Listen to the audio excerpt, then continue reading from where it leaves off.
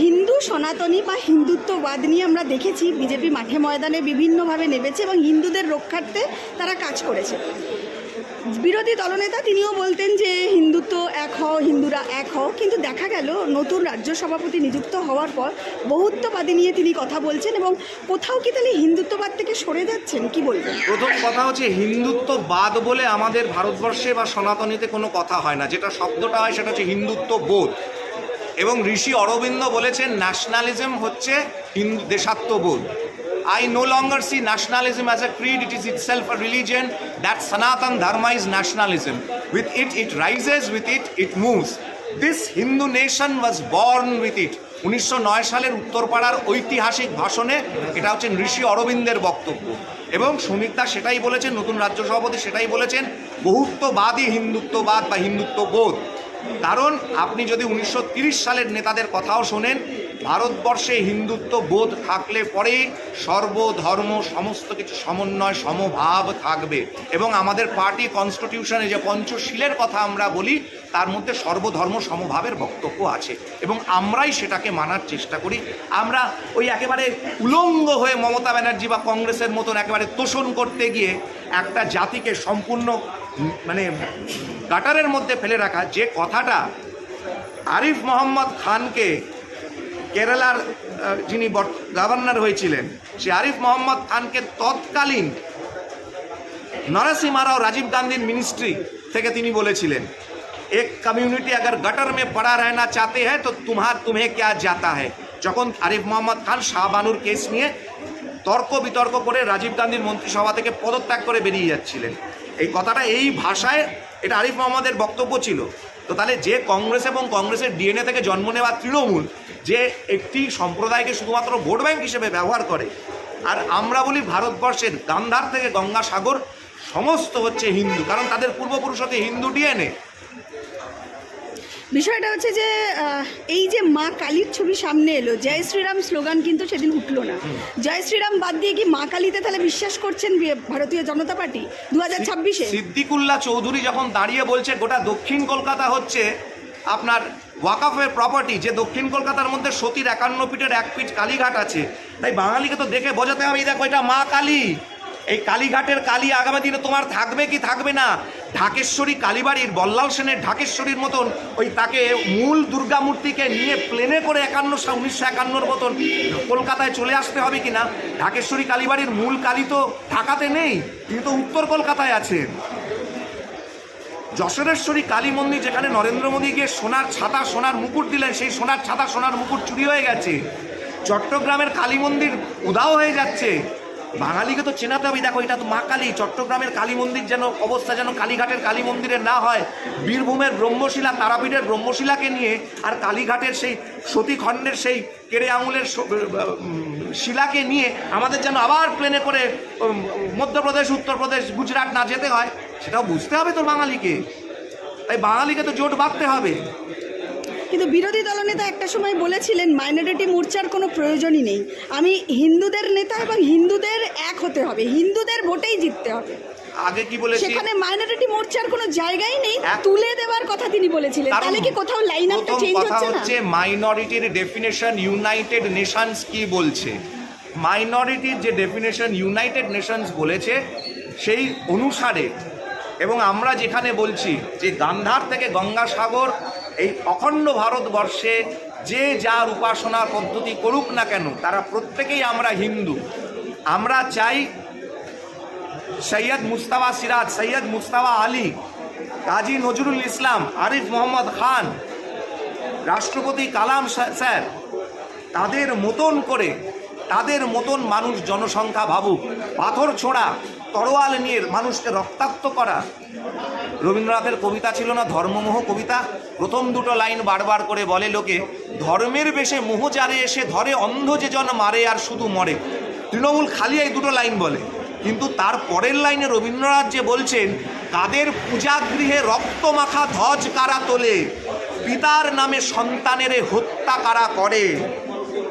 আমরা পাকিস্তানপন্থী বিরোধী, আমরা ভারতবর্ষ বিরোধী যে শক্তি তাদের বিরোধী।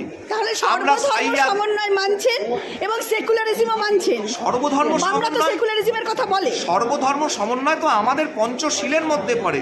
আর সেকুলারিজম শব্দ ভারতবর্ষে যে ব্যাখ্যা করা হয় সেটা আলাদা। সেকুলারিজম শব্দের অর্থ হচ্ছে ধর্মহীন। সেকুলারিজমের শব্দের অর্থ কিন্তু সর্বধর্ম সমভাব নয়।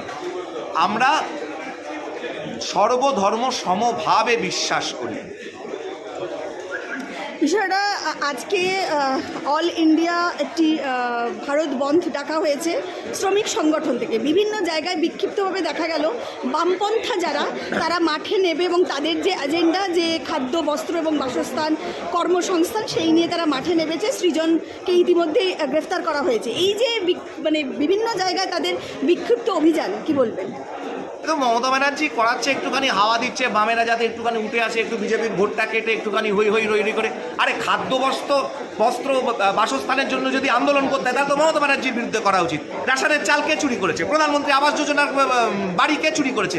কারা টাকা নিচ্ছে? 1,20,000 টাকা দেওয়া হচ্ছে, তার থেকে 20,000 টাকা কাটমানি কে নিচ্ছে? তো খাদ্য এখানে চলে যাচ্ছে, বাসস্থান এখানে চলে যাচ্ছে। আর বস্ত্রের জন্য তো মমতা বন্দ্যোপাধ্যায়ের বিরুদ্ধে আন্দোলন করা উচিত। নদিয়ার যে সমস্ত তাঁতিরা আছে তারা 300 টাকা মজুরি পায় না, তার জন্য কোন আন্দোলনটা করছে? মরার থেকে চাদর তুলে নিয়ে সেটাকে কেচে মার দিয়ে ইস্ত্রি করে বাজারে বেচে দিচ্ছে তৃণমূল। আর আন্দোলন করছে কি কেন্দ্র সরকারের বিরুদ্ধে? করা উচিত মমতার বিরুদ্ধে। ক্ষমতা থাকলে বামেরা মমতার বাড়ি ঘেরাও করুক, অভিষেকের বাড়ি ঘেরাও করুক, নবান্ন অভিযান করুক, পারবে করতে। এই যে নবান্ন অভিযানের কথা বললেন, দেখা যাচ্ছে বারংবার বিভিন্ন সময় বিভিন্ন ইস্যুতে, সেটা শিক্ষকরা হোক বা সবাই মিলে, এবং সম্প্রতি অভয়ের বাবা মাও তারাও নবান্ন অভিযান করবেন বলেছেন। এই নবান্নে অভিযান বিভিন্নভাবে করা হচ্ছে, কিন্তু তার কোনো সুরাহা হচ্ছে না এবং নবান্ন থেকেও কিছু সার পাওয়া যাচ্ছে না। একটা ঘেঁচড়া গন্ডারের চামড়া সরকার চলছে, একটা নির্লজ্জ বেহায়াদের সরকার চলছে। যে মুখ্যমন্ত্রী প্রকাশ্যে দাঁড়িয়ে বলে যে গরু দুধ দেয় তার লাঠি খাওয়া ভালো, যিনি দাঁড়িয়ে গড়গড় গড়গড় করে একটি বিশেষ সম্প্রদায়ের বক্তব্য পাঠ করতে পারেন, ধর্মীয় বক্তব্য পাঠ করতে পারেন, কিন্তু সরস্বতী মন্ত্র বলতে বললেই হয়ে যায় কুচো সুচো বইতো নীল সাদা সুতসুতো। শ্রীকুমারদার জন্য আমার সব ভুলভাল হয়ে গেল। মধুকৈটব বুড়বুড় রক্ত বীজ বধেন্য দেবী, দুর্গাকেই বধ করে দিচ্ছেন দুর্গার মন্ত্রে পাঠ করতে গিয়ে। মহালয়ের আগে তিনি চোখ এঁকে দিচ্ছেন পিতৃপক্ষে। এসব ধরনের কাজ করছেন যিনি, তো তার তো এই ধরনের কাজ হবেই। তো নবান ঘেঁচড়া একটা সরকার চলছে, একটা নির্লজ্জ বেহায়া চোরেদের সরকার চলছে, স্বাভাবিক রাজনৈতিক মৃত্যুর দিকে এগোচ্ছে। পশ্চিমবঙ্গের মানুষের উচিত অবিলম্বে একে বঙ্গোপসাগরে বিসর্জন দেবে, তুলে ছুঁড়ে ধাক্কা মেরে ফেলে দেওয়া এই সরকারটাকে, তাহলেই সব কিছু ঠিকঠাক হয়ে যাবে। রাজন্যা তৃণমূল কংগ্রেসেরই, তিনি যে অভিযোগটা করছেন তার বিরুদ্ধে তৃণমূল কংগ্রেসই আবার বিভিন্ন মন্তব্য করে তার উপরে তেড়ে উঠছে, এবং আমরা দেখতে পাচ্ছি তৃণমূলের ওপরেই আঘাত হানছে। যেমন কল্যাণ বন্দ্যোপাধ্যায় একাধিক একে অপরের ওপর যে মন্তব্য করছে, কি বলবেন?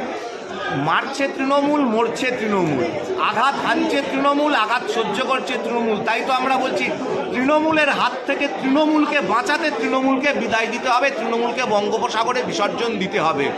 একটা ভোটও তৃণমূলকে নয়, তৃণমূলকে যারা অপছন্দ করেন তারা বাম এবং কংগ্রেসকে ভোট দিয়েও কোনো লাভ হবে না। এমন একটা জায়গায় ভোট দিন যেখানে ঐক্যবদ্ধভাবে ভোটটা পড়লে তৃণমূলকে দূর করা সম্ভবপর হবে। চোর তারাও পশ্চিমবঙ্গ বাঁচাও, ডাকাত ভাগাও, বাঙালিকে বাঁচাও।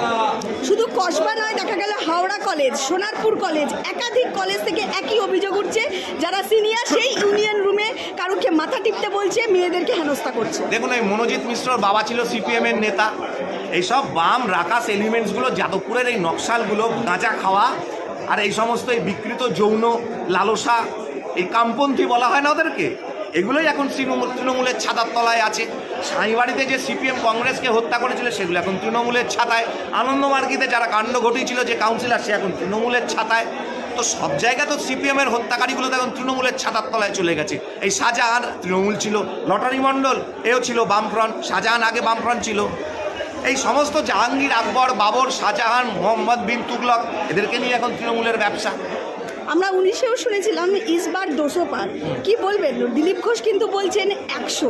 তাহলে কি বলবেন, এবারে টার্গেটটা ঠিক কি? ইসবার 200 পার একবার চুকে গেছে বলে যে বিজেপি একেবারে বিয়েতে বেরিয়ে গেছে এমন তো নয়। আমরা কেন্দ্রে 3-3বার সরকার তৈরি করেছি, 20টার ওপর রাজ্যে আমাদের সরকার চলছে, এতগুলো বছর ধরে আমরা সরকার চালিয়েছি। ভোটের অঙ্কে কোনো কারণে 49টা 51 হয়নি। 51 হতে কিন্তু কতক্ষণ লাগবে? মমতা ব্যানার্জির একাধিক প্রকল্প, লক্ষ্মীর ভাণ্ডার থেকে শুরু করে যে প্রকল্পগুলো চলছে, সবুজ সাথী, বিভিন্ন প্রকল্প, তার বিরুদ্ধে মানুষ যেভাবে গ্রহণ করেছে, লড়াইটা কি করতে পারবেন? কারণ আবার লক্ষ্মীর ভাণ্ডার বাড়িয়ে তা দিয়েছে। আপনি কি বলছেন 40% ভোট যেটা বিজেপি পেয়েছে তার মধ্যে কেউ লক্ষ্মীর ভাণ্ডার পায়নি? সাধারণ মানুষ বলছে না যে আমাদের লক্ষ্মীর ভাণ্ডার চাই না, আমাদের সুরক্ষা চাই, আমাদের শান্তি চাই, আমাদের রক্ষা চাই, আমাদের নিজেদের সম্মান চাই, বলছে না মানুষ? সরকার দিচ্ছে, তাই জন্য নিচ্ছে। যেদিন নিজের রোজগারের ক্ষমতায় 20,000, 25,000, 30,000 টাকা রোজগার হবে, সেদিন সেই সরকারের সেই অনুদান নেবে মুখে ছুঁড়ে মারবে মমতা ব্যানার্জি। তাহলে পুরনো এবং নব্য আহ্বান জানাচ্ছেন বঙ্গ বিজেপি, কি বলবেন? একসাথে কাজ করে 26-এ কি নবান্ন পাল্টানো যাবে? বিজেপিতে পুরনো নব অতীত বর্তমানের কোনো রকম কিছু নেই, এগুলো মিডিয়ার তোলা হয়।